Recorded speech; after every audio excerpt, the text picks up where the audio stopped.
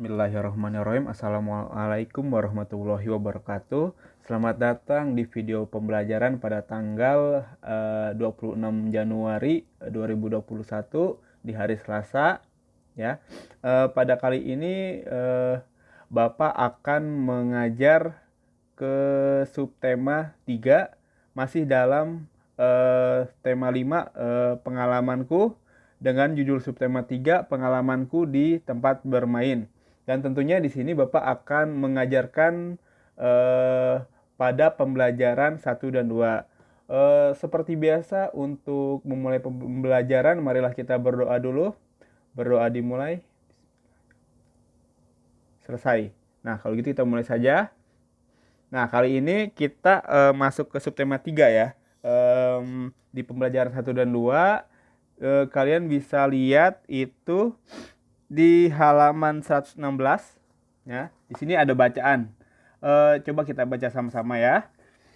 Benny anak yang baik. Benny memiliki banyak teman. Benny dan teman-teman bermain bersama. Banyak permainan yang dimainkan bersama, seperti permainan galah asin dan kasti, juga drama kupu-kupu, dan egrang batok kelapa. Benny dan teman-teman selalu mematuhi aturan permainan. Nah, jadi di sini Benny dan teman-temannya masih suka bermain di luar ya. Dan mainnya itu mereka bermain permainan tradisional seperti galah asin, kasti, drama kupu-kupu, dan egrang batok kelapa. Dan tentunya sangat berbeda pada zaman sekarang ini ya. Anak-anak sekarang lebih suka bermain di rumah untuk bermain handphone ya. Padahal untuk bermain di luar, untuk bermain tradisional, permainan tradisional itu jauh lebih menyenangkan daripada bermain di rumah dengan handphone saja. Tetapi tentunya ini saat sebelum pandemi ya. Tentunya kalau sekarang ini kan ada pandemi, tentunya lebih baik di rumah aja ya. Jadi itu. Tetapi kalau misalnya udah nggak ada pandemi lagi, baru kita boleh main di luar. Tentunya ya harus tetap berhati-hati. Nah, selanjutnya di sini ada bacaan lagi ya di halaman 117 ya. Coba kita baca sama-sama. Nah, hari ini Benny masuk sekolah. Bel istirahat berbunyi. Benny dan teman-teman berhamburan keluar kelas. Kemudian Benny dan teman-teman bermain gobak sodor. Permainan ini dilakukan di lapangan. Ketika bermain tanpa disengaja, Benny menyenggol Udin. Udin pun terjatuh. Benny dan teman-teman segera menolong Udin. Benny merasa bersalah. Benny langsung meminta maaf ke Udin. Udin pun memaafkan Benny. Kemudian Benny mengajak melanjutkan permainan. Nah, jadi ini Benny dan teman-temannya sedang bermain gobak sodor. Ya, gobak sodor itu juga termasuk permainan tradisional. Tetapi di sini Benny tidak sengaja menjatuhkan Udin ya, menyenggol. Dan tentunya tidak disengaja. Dan tentunya Benny di sini meminta maaf kepada Udin, dan tentunya Udin di sini kebetulan mempunyai jiwa yang besar, jadi Udin memaafkan kesalahan Benny dan mereka pun melanjutkan permainannya ya. Jadi itu inti dari cerita atau inti dari bacaan tadi. Nah, di sini di halaman selanjutnya kalian bisa lihat di sini ada 5 soal. Nah, kita jawab sama-sama aja ya. Di sini ini bukan tugas kalian di rumah, ini kita jawab sama-sama. Apa isi cerita di atas?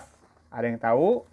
Ayo jawab. Bapak kasih waktu 5 detik. 1 2 3 4 5. Jadi, isi cerita di atas adalah tentang Benny yang sedang bermain gobak sodor dengan teman-temannya ya. Jadi itu. Nah, yang kedua, ada pertanyaan. Sebutkan permainan yang dilakukan Benny dan teman-temannya. Ini gampang. Apa? Ayo, apa?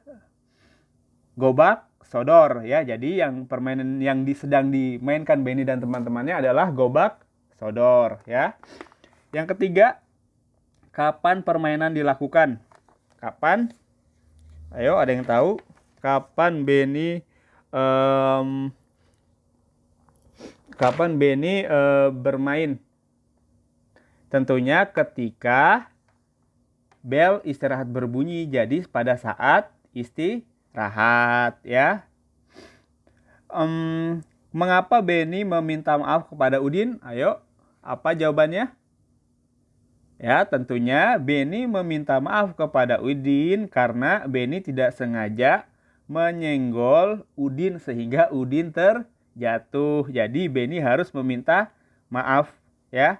Yang kelima, apakah Udin memaafkan Benny? Apakah Udin memaafkan Benny? Ya, tentu saja Udin memaafkan Benny sehingga permainan pun dilanjutkan. Jadi itu ya. Ini udah kita jawab sama-sama ya. Nah, selanjutnya di sini ada di halaman 121 ya. Di sini Lani mempunyai pensil, kemudian Lani mengukurnya dengan penggaris. Panjang pensilnya adalah 8 cm. Nah, jadi perhatikan ya. Ini adalah cara mengukur barang atau benda dengan menggunakan penggaris. Nah, tentunya di sini salah satu ujungnya kita harus letakkan di angka 0. Nah, kemudian ya ini harus sejajar dengan angka 0 ya, angka 0. Kemudian untuk mengetahui panjang ukurannya, tentunya kita harus mengetahui ada di mana letak ujung satunya lagi. Ujung satu bendanya lagi ada di angka berapa? Nah, di sini kebetulan ujung dari pensil satunya ini, ujung lancipnya terletak di angka, kalau kita sejajarkan dengan di bawah di sini ada angka berapa ini? Ya, ini adalah angka 8. Maka dari itu di sini ditulis ya, panjang pensilnya adalah 8. Nah, jadi ini adalah cara mengukur benda dengan menggunakan penggaris. Nah, tentunya untuk mengukur benda dengan penggaris, tentunya bendanya harus tidak terlalu besar ya. Kalau misalnya bendanya terlalu panjang atau terlalu besar, itu kita harus menggunakan alat yang namanya meteran. Kemudian kalau misalnya bendanya itu berbentuk lingkaran, kita harus menggunakan alat ukur yang namanya jangka sorong ya. Jadi ada jangka sorong, ada meteran ya, ada penggaris. Nah, tentunya ini adalah yang namanya penggaris atau juga bisa disebut dengan mistar ya. Ini mistar ya. Kemudian apakah semua pensil ukurannya 8 cm? Tentunya tidak ya. Jadi ini hanya di sini aja. Bisa jadi pensil kalian di rumah ukurannya bisa lebih dari 8 cm, bisa sampai 10 cm, bisa kurang dari 8 meter, bisa sampai 5 meter. Nah, sama seperti jari kalian ya. Kalian kan kemarin udah dikasih tugas untuk mengukur jari ya. Ibu jari, jari telunjuk, jari tengah, jari manis, jari kelingking. Nah, tentunya ukuran jari-jari kalian itu mempunyai ukuran yang berbeda ya.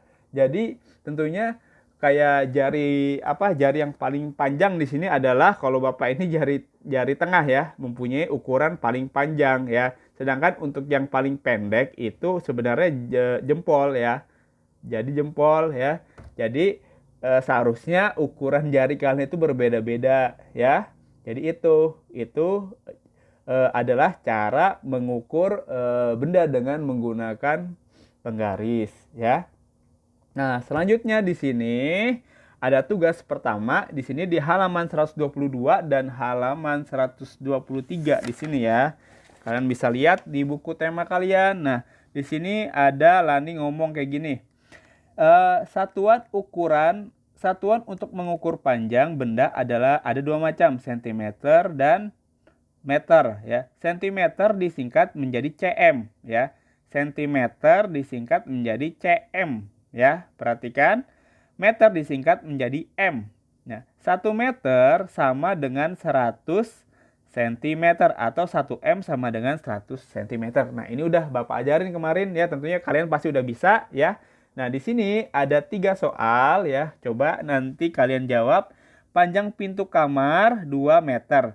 2 meter, 2M ya. 2 meter sama 2M itu sama ya.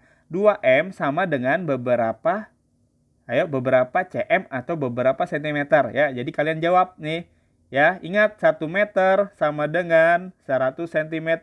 Berarti 2 meter sama dengan berapa sentimeter? Ya gampang sekali ya. Bisa ditambahin nolnya ya. Nolnya berapa ya?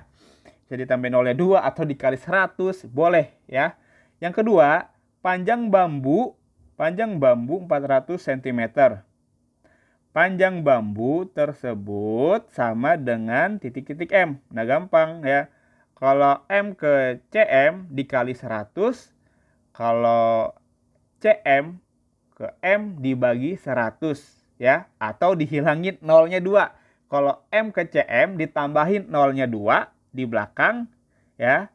Kalau CM ya, kalau CM ke M dihilangin nolnya 2 ya. Dicoret nolnya 2 jadi berapa?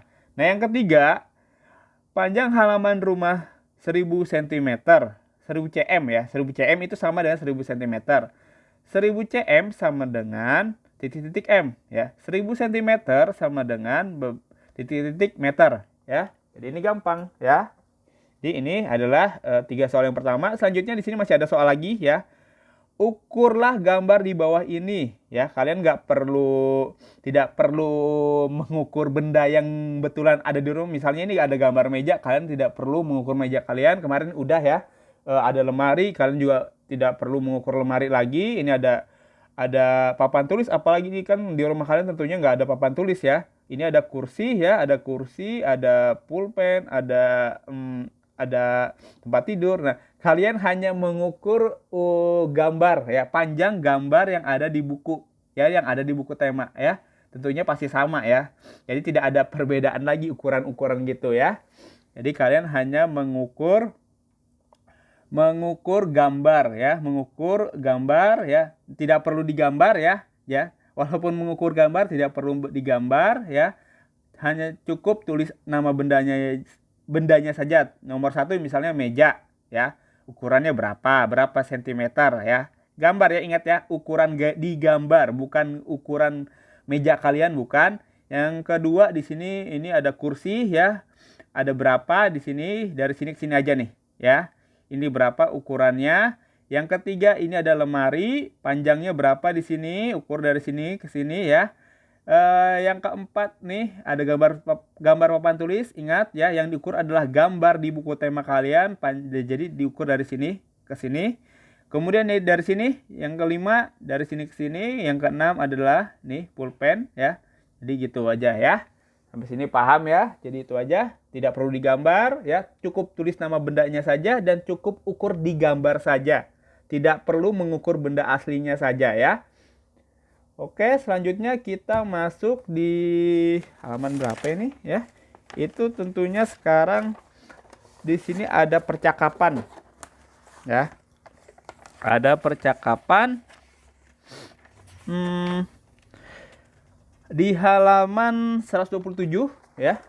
Di halaman 127, bacalah percakapan berikut dengan nyaring ya. Di sini kalian baca juga di rumah, Bapak contohin juga ya. Di sini ada percakapan antara Benny dengan Dayu ya. Jadi antara Benny dengan Dayu. Nah, pertama-tama Benny dulu ya, habis itu Dayu ya. Ya, Bapak mulai. 1, 2, 3. Dayu, bolehkah saya meminjam penggarismu? Sebentar saja. Maaf Benny, penggarisku sedang digunakan Lani. Coba pinjam ke Lani. Kemudian Benny menjawab, baiklah, aku akan coba pinjam ke Lani. Terima kasih Dayu. Kemudian Dayu menjawab, sama-sama Benny. Nah, jadi ini adalah percakapan antara Benny dengan Dayu. Nah, di mana Benny ingin meminjam penggaris ya, meminjam penggaris kepada Dayu ya. Jadi ini adalah percakapannya di mana Benny meminjam barang dengan sopan ya, dengan dimulai kata bolehkah saya meminjam penggarismu. Jadi ini Benny mempunyai etika atau sopan santun yang baik ya. Kemudian, nah di sini ada tugas. Nah, tugas yang kedua sangat gampang. Masih ingatkah percakapan Benny dan Lani yang tadi yang barusan Bapak baca ya? Tulislah isi percakapan tersebut sesuai dengan ejaan dan bahasa Indonesia yang tepat. Nah, jadi tugas kalian adalah menyalin ini ya. Menyalin ini ya, disalin aja. Ya, disalin, ditulis kembali di buku tugas kalian. Tentunya dengan ejaan yang tepat ya. Ya, dengan tulisan yang benar ya. Ya, jadi ini ya ditulis kembali. Jadi kalau misalnya dengan ejaan yang tepat, kalian harus memperhatikan huruf besar, huruf kecilnya juga harus dilihat ya. Kayak ini ya, nama Benny, nama orang itu harus huruf awalnya harus menggunakan huruf besar ya. Nih Dayu, bolehkah saja. Kemudian huruf besar juga digunakan setelah tanda titik ya. Nih penggaris ya, P-nya besar ya. Nih ya, selain nama orang di awal nih, ini ada setelah titik harus menggunakan huruf besar ya. Jadi itu ya. Tugasnya cuma itu aja. Nah, selanjutnya di sini ya ada percakapan lagi nih ya. Ada percakapan lagi. Kita baca aja ya. Benny, Edo, Udin dan Lani dan Dayu satu kelas ya. Sebelum bermain, kelompok ini selalu bermusyawarah seperti memilih permainan yang akan dilakukan. Nah, jadi ini adalah yang namanya bermusyawarah. Jadi kita misalnya mempunyai banyak pilihan dengan banyak teman-teman di sekitar kita ya. Kita ingin memutuskan sesuatu, jadi kita harus bermusyawarah ya, agar kita dan teman-teman mempunyai tujuan yang sama, mendapatkan persetujuan gitu. Jadi ketika kita memainkan sesuatu atau melakukan sesuatu, ini akan berjalan dengan baik ya. Nah, di sini ada percakapan. Bagaimana kalau bermain bola kasti? Baiklah teman-teman, kali ini bermain bola kasti. Setuju, setuju. Nah, berarti mereka semua ya, di sini ada berapa orang di sini? 1, 2, 3, 4, 5. Ada 5 orang, mereka setuju semua untuk bermain kasti. Ya, tetapi sebelum memulai permainan itu mereka bermusyawarah dulu ya. Bermusyawarah itu sama dengan memutuskan sesuatu ya. Berdiskusi ya, berdialog ya. Jadi itu. Nah, tentunya ya, perilaku ini di atas sesuai dengan sila keempat Pancasila. Bagaimana bunyinya? Ya, kita mulai lagi dari awal ya. Nih Pancasila. 1. Ketuhanan yang Maha Esa. 2. Kemanusiaan yang adil dan beradab. 3. Persatuan Indonesia. 4. Kerakyatan yang dipimpin oleh hikmat kebijaksanaan dalam permusyawaratan perwakilan. 5. Keadilan sosial bagi seluruh rakyat Indonesia. Nah, jadi yang keempat tadi, kerakyatan yang dipimpin oleh hikmat kebijaksanaan dalam permusyawaratan perwakilan ya. Ingat, ada kata permusyawaratan atau permusyawarah ya. Jadi kita tidak boleh egois ya. Jadi kita harus berdiskusikan sesuatu ya sebelum memulai ya, apabila mempunyai terdapat banyak orang di sini ya. Jadi itu musyawarah itu adalah sama dengan contoh dari pengalaman sila keempat ya. Jadi itu seperti pemilihan ketua kelas ya. Jadi itu biasanya juga dilakukan permusyawaratan ya, permusyawaratan atau musyawarah ya. Karena biasanya di kelas itu kan terdapat banyak siswa ya. Banyak siswa, kemudian juga orang-orang yang akan menjadi ketua kelas juga banyak, gak cuma satu aja. Tentunya kalau misalnya pemilihan ketua kelas itu kan harus mendapat suara yang terbanyak. Siapa yang memilih yang paling banyak? Misalnya Benny ya. Benny mencalonkan jadi ketua kelas. Nah, kemudian dan kebetulan ya, misalnya di kelasnya ada 20 orang. Nah, kebetulan semuanya yang milih Benny semua ya, berarti ya Benny yang menang. Jadi gitu, itu namanya musyawarah ya. Atau apabila ada satu lagi nih, selain Benny ada Lani. Nah, Lani juga ingin jadi ketua kelas. Nah, tetapi di sini Benny memiliki 15 suara misalnya. Kemudian Lani hanya memiliki 5 suara. Nah, berarti yang menjadi ketua kelas itu si Benny karena dia mempunyai suara paling banyak, yang pemilih yang paling banyak. Tentunya ini pengambilan suara ini melalui yang namanya musyawarah. Jadi itu ya penjelasan dari Bapak tentang sila keempat. Nah, jadi sekian pembelajaran dari Bapak. Ingat ya, selama pandemi ini tolong kalian tetap di rumah, jangan kemana-mana ya. Lebih baik diam di rumah ya. Dan apabila ada keperluan mendesak main keluar ya, tentunya kalian harus melakukan protokol kesehatan ya, seperti memakai masker, rajin mencuci tangan, dan sering membawa hand sanitizer ya kemana-mana ya. Jadi ini sekian pembelajaran dari Bapak. Apabila ada pertanyaan silakan hubungin Bapak langsung melalui WhatsApp. Assalamualaikum warahmatullahi wabarakatuh.